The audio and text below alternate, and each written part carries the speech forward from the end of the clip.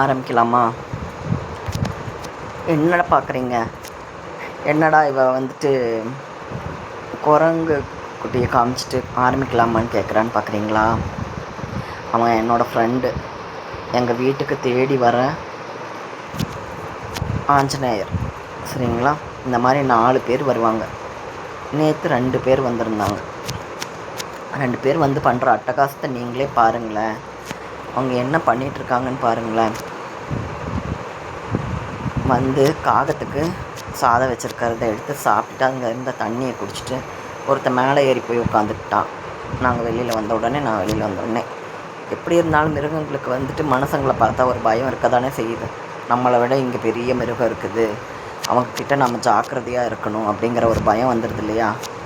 அந்த மாதிரி தான் என்ன தான் நான் வந்து அவங்க கூட இன்ட்ராக்ட் ஆக விரும்பினாலும் அவங்க வந்து நம்ம மேலே இருக்கிற பயத்தை வந்து கண்டினியூ பண்ணி தான் இருப்பாங்க. அந்த மாதிரி தான் மனுஷங்கக்கிட்டையும் நாம் ரொம்பவுமே கவனமாக இருக்கணும். நாமளும் மனுஷங்க தான், இல்லைன்னு சொல்லலை. ஆனால் மனிதர்களில் மிருகங்கள் ரொம்ப நிறைய மிருகங்களை நம்ம வாழ்க்கையில் கடந்து வருவோம். அந்த மாதிரி என் வாழ்க்கையில் நிறைய மனித மிருகங்களை கடந்து தான் நான் இங்கே வந்திருக்கேன்.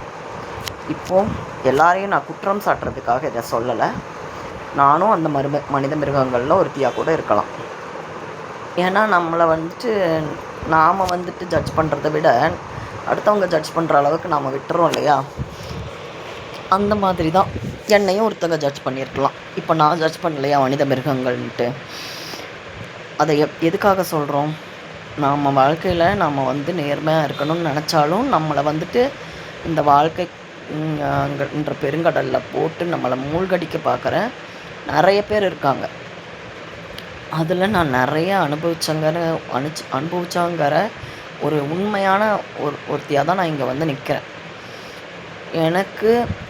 என்னை பற்றி சொல்லணுன்னா நிறைய பார்த்துருப்பீங்க. இந்த 2 மாதமாக நான் யூடியூப்குள்ளே வந்துட்டே 2 மாதம்தான் ஆகுது.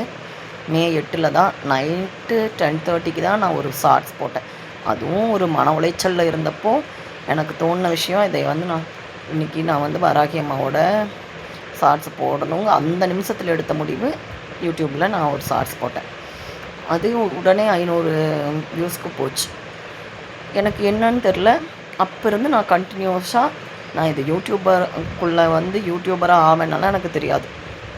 கண்டினியூஸாக ஏதாவது ஒன்று போட ஆரம்பிச்சிட்டேன். அதாவது நான் சமைக்கிறது, நான் கார்டனில் இது பண்ணுறது, அந்த மாதிரி எல்லாம் பண்ண ஆரம்பித்தேன். அப்புறம் எனக்கு டவுட் இருக்கிறது எல்லாம் நான் வந்துட்டு கூகுள் சர்ச் பண்ணி எல்லாம் பார்த்துட்டு இருந்தேன் சும்மா இருக்கிற டைமில். பாருங்களேன், வீடு எப்படி கிடக்குது பார்த்தீங்களா?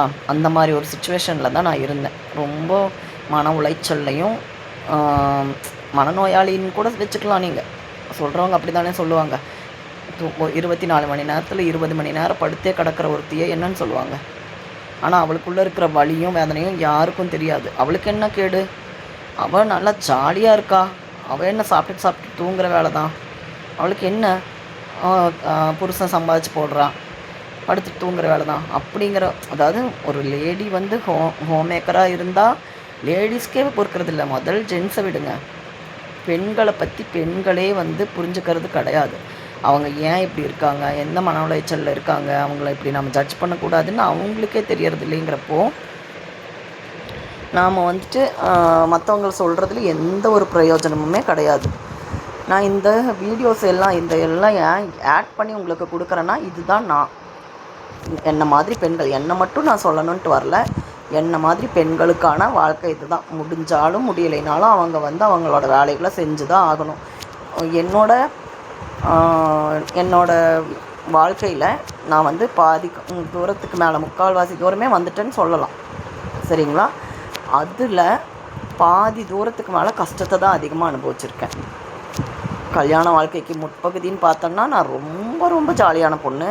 ஒரு சின்ன விஷயத்தை கூட சந்தோஷப்படுறவ, யோசனை பண்ணாமல் சிரிக்கிறவ, யோசனை பண்ணாமல் டான்ஸ் பண்ணுறவ, அந்த மாதிரி ஒரு இடத்துல இருந்தவ. கல்யாணத்துக்கு பின்னாடி பட்ட வாழ்க்கை அப்படியே ஆப்போசிட். எல்லாருக்கும் அப்படி தானே, எனக்கு மட்டும் நான் சொல்ல வரல, எல்லா பெண்களுக்கும் அப்படி தான். அப்பா வீட்டில் ஒரு மாதிரி தான் இருக்கும். எல்லா விரல்களும் ஒரே மாதிரி இருக்கிறதில்ல இல்லையா? அந்த மாதிரி தான் ஒவ்வொரு விரலும் ஒவ்வொரு மாதிரி. அந்த விரல்கள் எப்படி நம்மக்கிட்ட நடந்துக்குதுங்கிறத பொறுத்து தான் நாம் அந்த விரல்கள்கிட்ட எப்படி நடந்துக்கிறோம், அந்த விரல் நம்மளுக்கு எப்படி யூஸ் ஆகுதுங்கிறத பொறுத்து தான். நம்ம என்ன தான் அட்ஜஸ்ட் பண்ணிட்டு போனாலும் சில விரல்கள் நம்மளை போட்டு கிள்ளி வைக்கும், காயப்படுத்தும், கொட்டும். இந்த மாதிரி தான் நான் நிறைய பார்த்துருக்கேன். நிறைய பொறுமையாக இருந்திருக்கேன். பொறுமையில் நிறைய போராடி இருக்கேன். அந்த பொறுமையோட எழுச்சி ஒரு நாள் வந்து என்ன சொல்கிறது, குட்டை குட்டை குனிஞ்சிட்டே இருக்க மாட்டாங்க, ஒரு நாள் எழுந்து நிற்பாங்க. அப்போ வந்துட்டு அந்த வீரியம் ரொம்ப பெருசாக இருக்குன்னு சொல்லுவாங்க. அதே மாதிரி சாது மிரண்டால் காடு கொள்ளாதுன்னு சொல்லுவாங்க. அந்த மாதிரியும் நான் ஒட்டுக்கா உடஞ்சி போய் உட்காரலைனாலும் என்ன தான் குட்டுனாலும் அதுலேருந்து திமிரி எழுந்துட்டுருக்கிற ஒரு போராட்ட குணம் எனக்குள்ளே சின்ன வயசுலேருந்தே இருக்குது. சின்ன வயசில் போராட்ட குணம் அப்பா அம்மாட்ட இருந்தோ என்னோடய ஃபேமிலிக்கிட்ட இருந்தோ இல்லை. ஆனால் சின்ன வயசில் என்னோடய ஸ்டடி, அதாவது என்னோடய ஸ்கூல் டைமில் இருந்தே எனக்குள்ளே நிறைய கேள்விகளும் எனக்கு மனப்போராட்டங்களும் எனக்குள்ளே வெளியில் சொல்ல முடியாத காயங்களும் நிறைய இருந்துட்டு தான் இருந்துச்சு. அந்த காலம் ஒரு மாதிரி. அது எல்லாத்தையும் நான் இப்போ ஷேர் பண்ண விரும்பலை. போக போக நான் உங்கள்கிட்ட எல்லாத்தையுமே ஷேர் பண்ணிக்குவேன். இந்த வீடியோவை எல்லாம் ஏன் நான் உங்களுக்கு மெர்ச் பண்ணி ஒரே வீடியோவாக கொடுத்துருக்கேன், வாய்ஸ் ஓவர் மட்டும் கொடுத்துட்ருக்கேன்னா இதுதான் நான் எல்லாம் கலந்த கலவையாக தான் நான் இருக்கேன். ஆனால் வந்து என்ன சொல்கிறது, வாழ்க்கையை ரசிக்க தெரியாமல், வாழ தெரியாமல், பணம்னு பணத்து பின்னாடியே ஓடுற ஒரு சில கூட்டங்கள் இருக்குது. சரிங்களா? அந்த கூட்டங்களில் சிக்கின ஒரு சின்ன ஆட்டுக்குட்டி தான். ஓனாய் கூட்டத்துக்குள்ளே சிக்கின ஆட்டுக்குட்டின்னு வச்சுக்கலாம். அந்த ஆட்டுக்குட்டி என்ன பண்ணும், தன்னை காப்பாற்றிக்கிறதுக்காக போராடி வாழ்க்கையோட எல்லைக்கே போகும். அந்த மாதிரி தான் அந்த போராட்டத்தில் சிக்கி மூழ்கடிச்சு நான் அதில் சாக போனேங்கிறதுக்கு நான் ஏன் சொல்ல வரேன்னா, நிறைய பெண்கள் வந்து வாழ்க்கையை வாழ முடியாமல் அந்த வாழ்க்கையிலேருந்து வெளியில் வந்துடணும், நம்மளுக்கு இந்த வாழ்க்கையே வேணான்னு சொல்லி வாழ்க்கையை முடிச்சுக்கிறதுக்கு நிறைய ட்ரை பண்ணுவாங்க. அந்த மாதிரி நானும் பண்ணவ தான், இல்லைன்னு நான் சொல்லலை. நான் உண்மையை உறக்க சொல்ல வந்த ஒரு பெண்ணுன்னு வச்சுக்கலாம். நீங்கள் என்ன வேணால் யோசனை பண்ணிக்கலாம், ஜட்ஜ் பண்ணலாம், என்ன வேணால். ஆனால் நான் யாரையும் ஜட்ஜ் பண்ண மாட்டேன். எனக்கு அந்த குணம் இல்லை. சண்டை போடுவேன், நிறைய சண்டை போடுவேன், நிறைய கத்துவேன், கூப்பாடு போடுவேன். ஆனால் அடுத்த நிமிஷம் வந்து என்கிட்ட பேசினா நான் அதை அப்படியே மறந்து போய் பேசுகிற ஒரு பெண் தான் நான். மற்றவங்கெல்லாம் நம்மளை வந்து ஏளனமாக என்ன வேணால் ஜட்ஜ் பண்ணலாம், அது அவங்களோட குணம். ஆனால் நம்ம குணத்தை நம்ம மாற்றிக்க கூடாதுங்கிறதுல நிறைய ஒரு என்ன சொல்கிறது, சின்ன வயசுலேருந்தே எனக்கு வந்து அது ஒரு பெரிய இதாக இருந்திருக்கு. இப்போது இந்த 2 மாதமாக எனக்குள்ள நிறைய மிராக்கிள்ஸ், அதாவது ஒரு நாள், இந்த 2 மாதத்துக்கு முன்னாடி வந்த ஒரு நாள் என்னோடய வாழ்க்கையில் நான் மிக அதாவது என்னோடய கல்யாண வாழ்க்கையிலேயே நான் மிக ரொம்ப சந்தோஷமாக இருந்த நாளும் அதே நாள் தான். அதே மாதிரி ரொம்ப உடஞ்சி போய் என் வாழ்க்கையை முடிஞ்சு போச்சு, இனிமேல் என் வாழ்க்கையே கிடையாதுன்னு நினைனாலும் அதே தான். அந்த நாள்லேருந்து ஒரு 10வது நாள்னு வச்சுக்கலாம், 10-12வது நாளில் தான் நான் இந்த யூடியூப்குள்ளே வந்தேன். அந்த யூடியூப்குள்ளே வந்ததே ஒரு மிராக்கிள்னு சொல்லலாம். அதுக்கு பல மிராக்கிள்ஸ் இருக்குது. அது ஒவ்வொரு நாளும் ஒவ்வொரு விதமாக உங்களுக்கு நான் சொல்கிறேன்.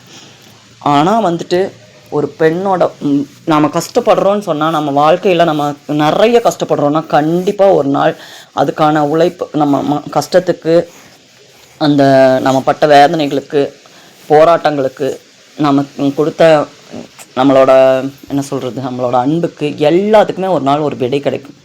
அந்த விடை வந்து ரொம்ப பெருசாக இருக்கும், பிரம்மாண்டமாக இருக்கும். அதை நாமளே அடுத்தவங்க பார்க்க தேவையில்லை, நம்ம கண்ணால் பார்ப்போம். ஒவ்வொரு விதைகளாக நாம் சேர்த்து வச்சுருக்கிற அந்த விதை முளைச்சி அதாவது வேரூன்றி, அதாவது அந்த கடினமான மண்குள்ளே இருந்து தானே விதை முளைச்சி வெளியில் வரும். அந்த மாதிரி தான் ஒவ்வொருத்தங்களோட லைஃப்பும். ரொம்ப கஷ்டப்படுறோன்னு சொல்லி அதை வந்து நம்ம கடந்து போக தேவையில்லை.